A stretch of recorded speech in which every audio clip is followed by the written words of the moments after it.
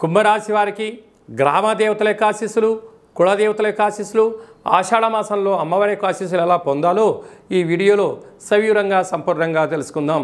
కుంభరాశిలో ఏ నక్షత్రాలు వస్తాయనగా ధనిష్ఠా నక్షత్రంలోని 3వ పాదము, 4వ పాదము, శతభిష నక్షత్రంలోని 4 పాదాలు, పూర్వభాద్ర నక్షత్రంలోని 1, 2, 3 పాదములు కలిపితే కుంభరాశి. రాశాధిపతి శని భగవానుడు. వీరికి రాశిలోనే రాహువు సంచారం చేయడం వలన రుణ సమస్యలు, శత్రు సమస్యలు, అంతర్గతమైనటువంటి శరీరంలో జరిగేటువంటి మార్పులు, వెన్నుముక సమస్యలు, నరాల బలహీనత, అనారోగ్యము, బ్రెయిన్ స్ట్రోకు, పెరాలసిస్ లాంటి వ్యాధులు వచ్చే పరిస్థితి చాలా అధికంగా ఉంటుంది. కనుక ఇలాంటి కాల సమయంలో అపోహలకు ఎవరో ఏదో అంటున్నారనో మీరు ఆలోచించవద్దు. వ్యక్తిగతమైన నిర్ణయాలకు, వ్యక్తిగతమైన ఆరోగ్యాన్ని కాపాడుకునే మానవ ప్రయత్నం చేయాలి. తస్మాత్ జాగ్రత్త. ఏళ్ళనాటి శని చివరార్థ సంచార స్థితిలో ఉండడం వలన శని భగవానుడు మీకు మంచి చేయాలని చూస్తూ ఉన్నాడు.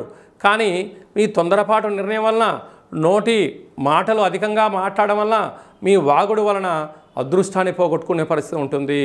తల్లిదండ్రుల మాటలు కానీ, గురువుల మాటలు కానీ, ఆధ్యాత్మిక చింతన కానీ ఉండగలిగినట్లయితే ఆదాయం వచ్చే మార్గాలు వాటంతటవే మీ పాదాల దగ్గరికి చేరుకుంటాయని చెప్పి కూడా గమనించాలి.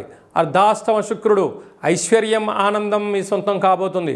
కాకపోతే తొందరపాటు నిర్ణయానికి ఇది సరైన సమయం కాదు. సంతాన స్థానంలో రవి, దేవగురు, బృహస్పతి ఉండడం వల్ల పిల్లల యొక్క చదువులు, పిల్లల యొక్క అభివృద్ధి, తల్లిదండ్రుల యొక్క ఆశీస్సులు, విదేశాలకు వెళ్ళాలి, పెట్టుబడులు, ఆకర్షణ, క్రయ విక్రయాలు యోగదాయకం. అలాగనే 6వ స్థానంలో బుధుడు సంచారం చేయడం వలన పెట్టుబడులు ఆకర్షించడం, నూతన పనులు ప్రారంభించాలని, వ్యాపార కార్యక్రమాల్లో అన్నింటా విజయం సాధించాలని మీరు కోరుకుంటుంటారు. సత్ప్రవర్తన, న్యాయము, ధర్మము, ఆధ్యాత్మిక చింతనే మీకు విజయానికి తొలిమెట్లు అని చెప్పి కూడా గమనించగలగాలి. సప్తమంలో కుజుడు సంచారం చేయడము, సప్తమంలోనే కేతు సంచార స్థితి, అష్టమగ్రహ సంచార స్థితి ఉండడం వలన కుజదోష ప్రభావ కారణం వలన రుణ సమస్యలు పొంచి ఉన్నాయి, శత్రు సమస్యలు పొంచి ఉన్నాయి. పోలీస్ స్టేషన్లు, కోర్టు మెట్లను ఎక్కే పరిస్థితి చాలా అధికంగా ఉంటుంది. ఇలాంటి కాల సమయంలో వీలైనంత వరకు ప్రేమికుల మధ్య సయోధ్య, భార్యాభర్తల మధ్య అన్యోన్యత, పెట్టుబడులు, క్రయ విక్రయాలు, వ్రాతకోతలు చేసేటువంటి కాల సమయంలో అష్టమి తిథి ఎందున, పూర్ణిమ తిథి ఎందున, మీ జన్మ నక్షత్రం రోజున తగు జాగ్రత్తలు అవసరం అని చెప్పి కూడా గుర్తుపెట్టుకోగలగాలి. భూ వ్యాపారస్తులు, నీటి వ్యాపారస్తులు, నూనె వ్యాపారస్తులు, ఐరన్ వ్యాపారస్తులు, వాహనాలు క్రయ విక్రయదారులు, స్వయంవృత్తులు, సేవా రంగాలు, మార్కెటింగ్ రంగంలో ఉండబడిన వారందరికీ కూడా చాలా జాగ్రత్తగా అవసరం అని చెప్పి కూడా గుర్తుపెట్టుకోగలగాలి.